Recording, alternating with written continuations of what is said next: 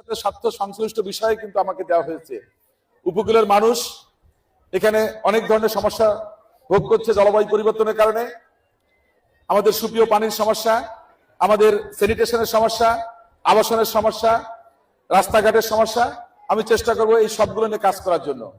আমি কিছুক্ষণ আগে বলেছি খুব অল্প সময়ের ভিতর, উইদিন 1 থেকে 1.5 মাসের ভিতর আমি চেষ্টা করব আমাদের শিক্ষিত যারা ছেলেমেয়েরা আছে 18-র উপরে বয়স, যারা বিদেশ যেতে চায়, বিশেষ করে চায়না, দক্ষিণ কোরিয়া, জাপান,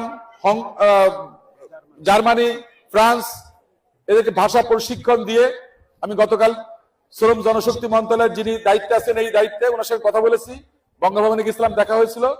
উনি বলেছেন খুব দ্রুত সময়ের ভিতর আমরা এই সেমিনারটা করে এখান থেকে 50-100 ছেলে মেয়েকে আমরা চেষ্টা করব প্রথম ধাপে বিদেশ পাঠানোর জন্য, যেন তারা গিয়ে তারা ইনকাম করতে পারে এবং ফ্যামিলিতে যেন একটা ভালো অবদান রাখতে পারে।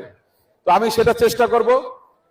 আর আপনাদের পানীয় জলের যে সমস্যা আছে, যেখানে ট্যাঙ্কি আছে সেখানে ট্যাঙ্কির ব্যবস্থা, পুকুরগুলো সংস্কার করে সেটাকে সুরক্ষা করা যাতে সবাই পুকুরের পানি পান করতে পারি।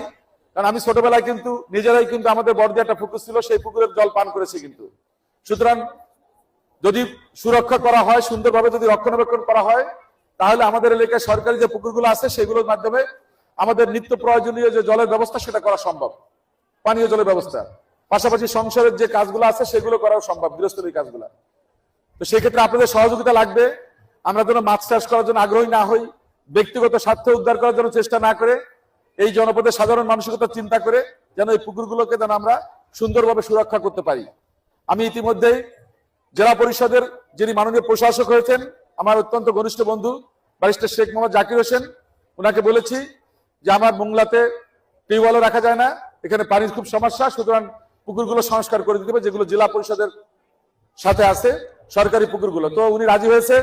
আমি চেষ্টা করবো দ্রুততম সময়ের ভিতর এই পুকুরগুলোকে সুন্দরভাবে সংস্কার করে সুরক্ষা করার জন্য এবং সবার জন্য এটা উন্মুক্ত করার জন্য, যাতে সবাই পানীয় জলের ব্যবস্থা এখান থেকে হয়।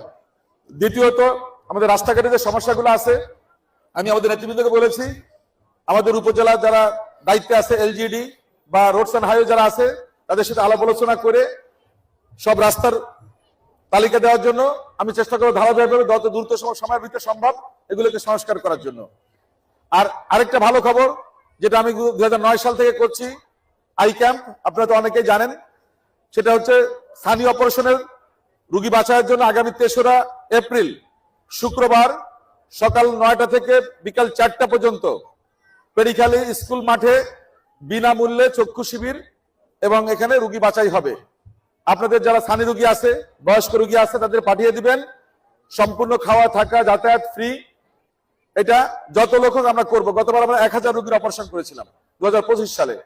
আশা করি আমাদের এই সুযোগটা সবাই নেবেন। আমি চেষ্টা করবো এরকম ছোট ছোট যে কাজগুলো আছে এগুলো করার জন্য।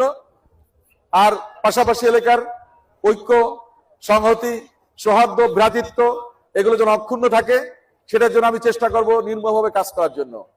আপনারা সবাই আমার জন্য আশীর্বাদ করবেন। আপনাদের এই নামযজ্ঞ, মহানামযজ্ঞ সুন্দরভাবে সম্পন্ন হবে সেই প্রত্যাশা রাখছি।